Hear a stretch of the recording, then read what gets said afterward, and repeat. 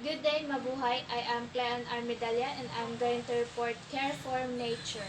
Care for Nature. In 2013, Typhoon Yolanda or Haiyan struck the Philippines, one of the strongest storm ever recorded. It destroyed large areas in eastern Visayas and caused thousands of deaths. Yolanda showed how climate change increases the intensity of natural disasters. It became a warning that the environment is suffering from human-caused problems. Former U.S. Vice President Al Gore's documentary An Inconvenient Truth exposed the danger of global warming like melting ice, rising sea levels, and extreme weather events. The film teaches us that climate change is real and happening now. The same inconvenient truth was experienced by Filipino during Yolanda devastation. Ethical theorists believe that human action like pollution, deforestation, and overconsumption make natural disasters worse. Humans are partly to blame for worsening climate. Changing how we think and act toward nature is necessary to prevent further destructions. Thank you.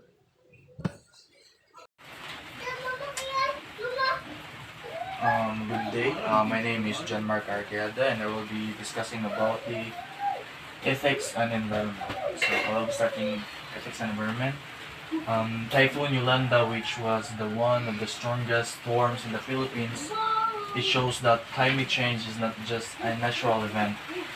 Human activities also make weather more destructive. Pollution, deforestation, and abuse of natural resources contribute to worsening climate problems. And next, what is environmental ethics? Environmental ethics is a field of study that talks about the relationship between humans and nature. Environmental ethics became more popular in 1960s after the publication of two important books. First, the Silent Spring by Rachel Carson in 1962. She warned about the dangerous effects of chemical pesticides, and she also said humans were using poisons that harm both people and wildlife, sometimes without their knowledge or consent. And the second one is The Population of Bomb by Paul Ehrlich in 1968. He said that too many people lead to too many factories, cars, pollution, and not enough resources. He focused on the rapid growth of population and yeah. Why environmental ethics matters.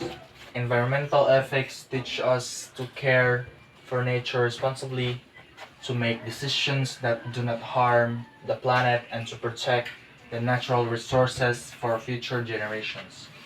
It also reminds us that nature is not just a source for humans. We share the earth with animals, plants, and ecosystem. There are many reasons why the environment is getting worse, like pollution, waste, and overuse of land and water. But there are also many motivations why people should protect the earth for health, for survival, and for the future. Human actions greatly affect the environment, and environmental ethics encourage us to protect and to care for nature. Science provides knowledge, but ethics teach us responsibility. Thank you, that's all. Good day everyone, I'm Jenna Rose Abellanosa and I'm going to discuss about the Philippines and climate change. First, we have vulnerability to climate change. The Philippines is among the top 10 most climate vulnerable countries or global climate risk index, and it constantly exposed to typhoons, floods, and heavy rains, and it's about 20 typhoons yearly. So The Philippines is highly vulnerable to the impacts of climate change due to its location. It faces increasing risks from extreme weather events, sea level rise, and temperature changes, which affect ecosystems, livelihoods, and human beings. And one of the example is the typhoon Yolanda, and it is the strongest ever typhoon, caused 7,000 deaths and 13 billion in damages. Second is the anthropocentrism, belief that humans are the center of nature and can use it freely, and it leads to overexploitation of natural resources with little regard for preservation. So it's not over yet. We can still do something by changing our perspective in anthropocentrism. So we when when we say anthropocentrism, it means human-centered worldview, or it's how we think and treat our environment. And humans has big impact to our nature today and tomorrow. So that's why we led to the development of alternative theories of environmental ethics. So one of the example of anthropocentrism is the illegal logging, responsible fish farming, and mining pollution. The third is alternative environmental ethics, so developed to counter anthropocentrism and promote respect for nature.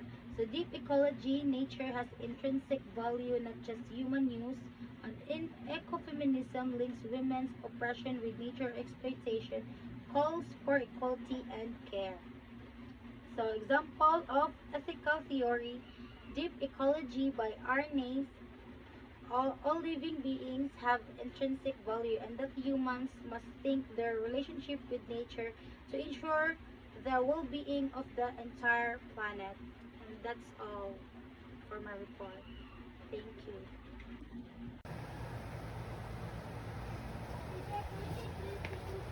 Good afternoon, everyone. I'm Sean Anton Gonzalez. Today, I'm gonna report the Chapter 12 Global Ethics. Lee Monday. Lee Monday means the world. The world. We are all Americans. Reproduction of Lee Monday's front page with the headline Nos Somos Tus Americans. So the meaning of this Nos Somos Tus Americans is we are all Americans. We are all Americans symbolizes global unity after 9/11, transcending nationalism to emphasize shared humanity. So, global citizenship principles. A circular diagram with core principles, dialogue and mutual understanding, non-violence, human rights, democratic laws, compassion and kindness, unity in diversity, justice, sustainability, global education, and Earth Constitution.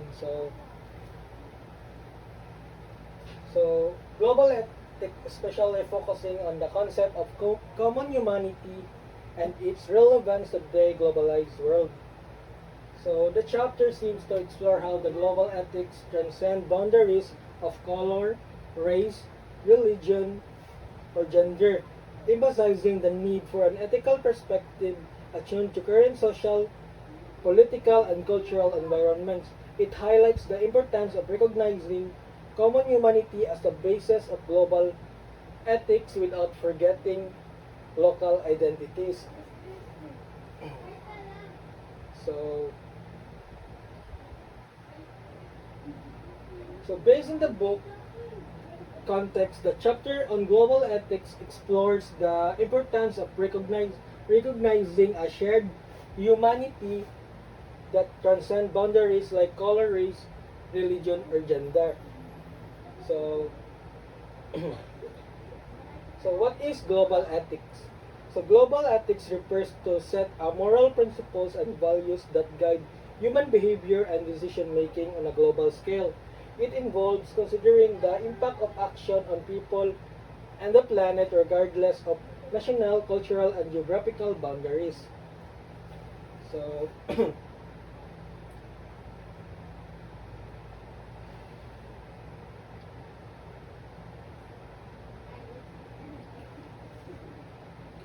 The fundamental of ethics would focus global ethics. So the chapter aims so learning outcomes. An ethical system that goes beyond boundaries like color, race, religion, or gender. Pareha daw akong gisulti ganiha. Then the need for an ethical perspective in today's globalized world. Balancing global ethics with local identities.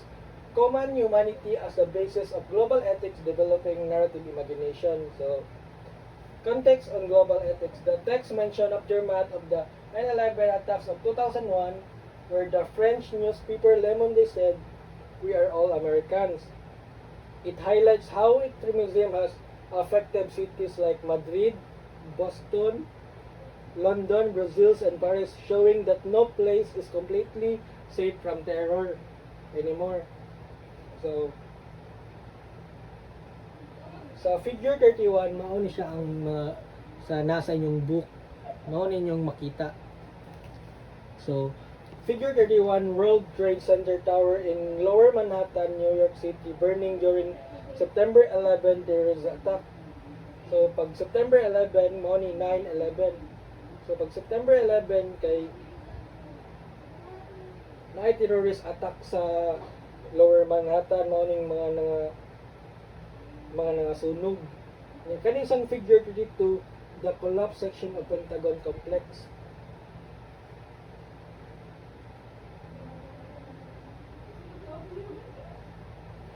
Figure 32 depicts the collapse section of the Pentagon complex, another target of attacks.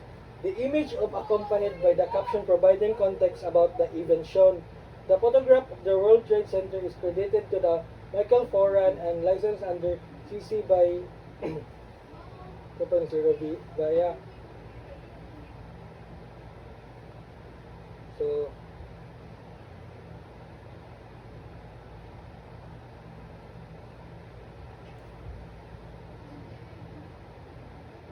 it discussed the need for a renewed ethical consciousness that look beyond ethnic concern and view the plight of the other nation as part of the same humanity.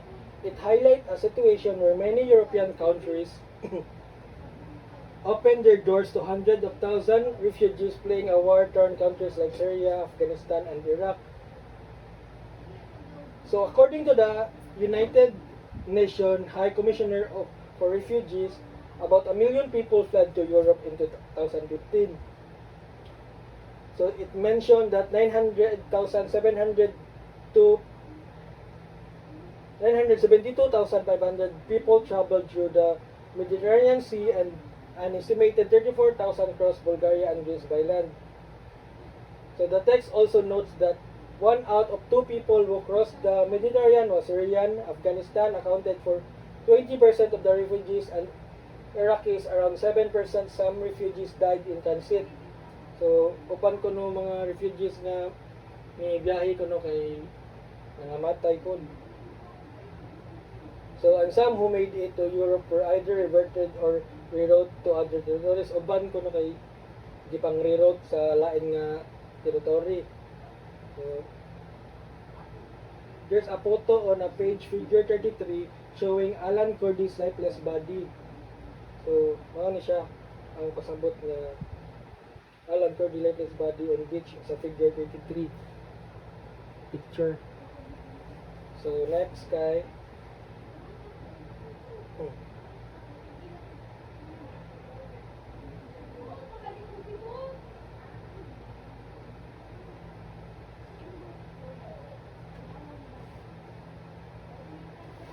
So, global citizenship in action. Infographic showing interconnected challenges via climate change, inequality, and collaborative solution. 5. Cultural understanding and tolerance. Visual diverse hand forming a heart with text. Cultural fluency is a superpower. Ethical lens for social justice. Magnifying glass over scales of justice with equity, fairness, and compassion. Global citizenship versus nationalism.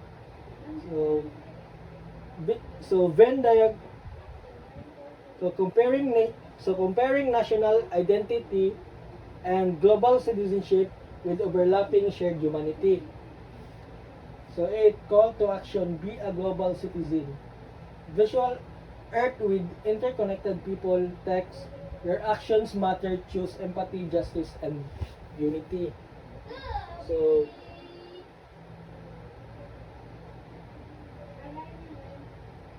overall, global citizenship and ethical consciousness, imagine you're part of a big community that includes people from all around the world. Being a global citizen means thinking about how your actions can help or hurt others and working together to make the world a better place. So after a big event like September 11, people from different countries came together to show support and unity. So these are the values that guide us to be good global citizens, like being kind and understanding, respecting human rights, working for justice and fairness, taking care of the planet. So helping those in need. When people are forced to flee their homes due to war or disaster, we should show compassion and kindness. We need to work together to solve big challenges like climate change and inequality. When we understand and appreciate different cultures, we can build stronger relationships and communities. So,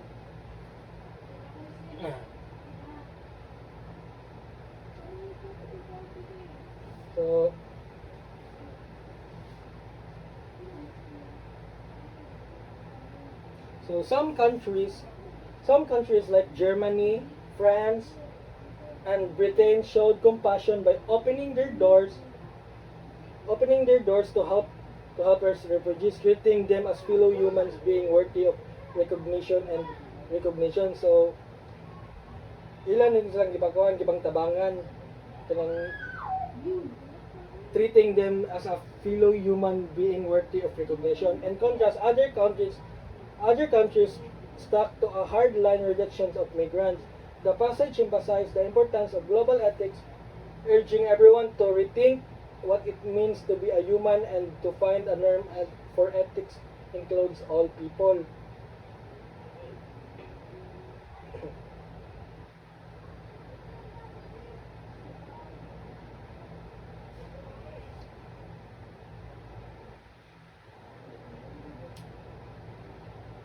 So call to action. Last, call to action. Be a global citizen. Earth with interconnected people, text your action matter, choose empathy, justice, and unity. Encouraging empathy, justice, and unity in global citizenship. So that's all my report, sir, and thank you very much. Game. So, I'm Jmart Ilucernas and my topic is common humanity. So, common humanity talks about how all human beings are connected by a universal bond, no matter their culture, religion, race, or background. So, it is based on the idea of global ethics, which means treating people with respect and fairness. So, this concept reminds us that we share one world and that our action affect others. True human fulfillment happens when we care for one another and work together as a one community. So, common humanity reminds us that all people are connected through a shared bond, no matter our culture, religion, race, or background.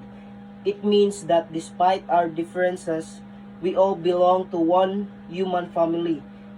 This idea is based on global ethics, which teaches us to treat everyone with fairness, respect, and compassion. So our world is interconnected. What we do affects others, whether in small or big ways. True happiness and fulfillment come when we learn to care for one another and work together and help build a peaceful and understanding community. Next is the global ethics and human bond. So global ethics recognizes that we are all part of one human family. However, in modern times, many people focus more on individuality and personal success, often forgetting the importance of community. And common humanity teaches that while we are individuals, our humanity is defined through our relationships and cooperation with others. To live ethically is to value not just ourselves but also the well-being of others. So it means that moral principles should apply to everyone in the world equally. It emphasizes that we all share the same planet and should live with respect, cooperation, and justice. However, in today's society, people often focus too much on themselves, on personal success and individual goals. So next is human flourishing and community. It means living a good, meaningful, and fulfilling life. It cannot be achieved alone. It depends on our interactions with others. We grow and achieve our goals through sharing, helping, and supporting one another. So it means living a meaningful, fulfilling, and virtuous life. But this kind of life cannot be achieved alone. Our growth and happiness depends on the people around us. We become better individuals through sharing, helping, and supporting others. When we cooperate, we create a stronger and more caring community. So this shows that becoming fully human is not something we do by ourselves. It's something we do together. So next is the role of others and narratives. So other people play an important role in our moral and emotional development. They challenge, inspire, and motivate us to grow and improve ourselves. This is where narratives or stories become important. Through stories, we understand different perspective and experience, which helps us become more empathetic and compassionate. So, American philosopher Martha Nussbaum calls this narrative imagination, which is the ability to imagine what it is like to be in another person's place and feel their emotions. So, the role of others and narratives. Other people are essential to our personal and moral growth. They challenge us to think differently, motivate us to improve, and inspire us to be more understanding. So, stories or narratives play a big part in this growth. Through reading, listening, or sharing stories, we begin to see life from other people's point of view. So, this develops empathy and ability to understand and feel what others are going through. So, philosopher Martha Nussbaum calls this narrative imagination. It's the power to imagine being someone else's situation. By doing so, we become more compassionate and open-minded. This helps us treat others not as strangers but as fellow human beings who share the same hopes, struggles, and dreams. So next is the education and moral development. Education should not only focus on knowledge and skills but also on moral and human development.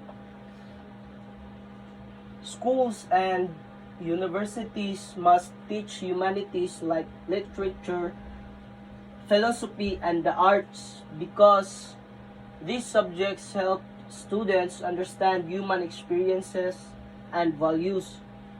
By studying stories and real-life situations, Students learn to see the world through another person's eyes, which builds empathy and ethical awareness. So education should do more than teach academic subjects. It should help us grow as good and compassionate people. Schools and universities have the responsibility to teach humanities such as literature, philosophy, and the arts. So these subjects allow students to understand human experiences, emotions, and values through stories, poems, and history. We learn how different people think and feel. This helps us see the world through another person's eyes. As the saying goes, in doing so, education builds empathy and ethical awareness. It prepares students not just to be skilled workers, but also to be responsible, caring, and morally mature individuals who contribute positively to society. So the last one is the ethical action and common good. So doing good is both a personal success but also for the common good, which benefits everyone in the community. So ethical living means recognizing that our happiness and growth are linked to others. So education and moral understanding should always connect to social and political realities to create real change. So being good is not only personal choice, it is also a social responsibility. Our actions should not only serve our interest but also contribute to the common good, which means the well-being of everyone is the community. So true ethics is about recognizing that our happiness is connected with happiness of others. We cannot live well while ignoring the needs of those around us. So education and moral understanding must also relate to real life issues like poverty, injustice, and inequality. By applying what we learn to improve our communities, we turn ethical ideas into real change. Good day, I am Julian Harela and I will be reporting the narrative and citizenship education. Citizenship is an understanding that one's destiny is an inextricable link to the destiny of one society that gives birth in turn to a belief in a social hope. Citizenship is a moral practice that people realize in the collective sphere in their lives. That's what Professor Randy David says about citizenship. He describes it as understanding that our fate is tied to our society, that we create hope and encouraging people to act morally together. Then globalization provides a larger context for citizenship, necessitating a humanistic education that promotes ethical engagement. This education is becoming increasingly difficult to achieve due to culture that prioritize the individual success over the common good. However, education that immerses students in narrative can help form a global Filipino identity.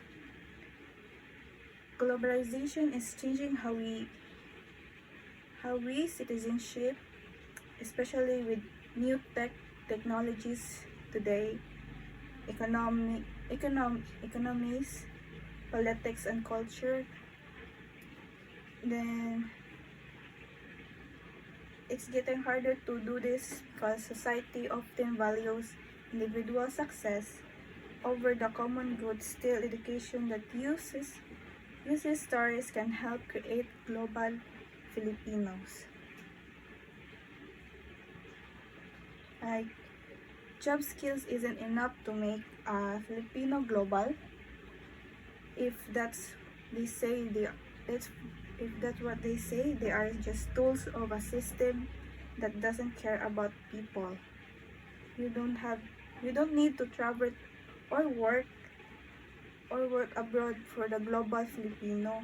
Typically, Filipinos become global when they are empowered to act morally. Global isn't just opposite to local, but extension of it.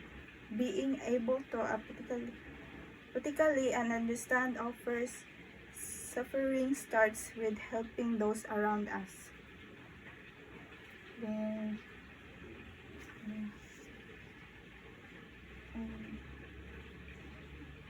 global citizenship is described as ethical citizenship acquired through education on narratives such as fiction, mythologies, epics, and novels.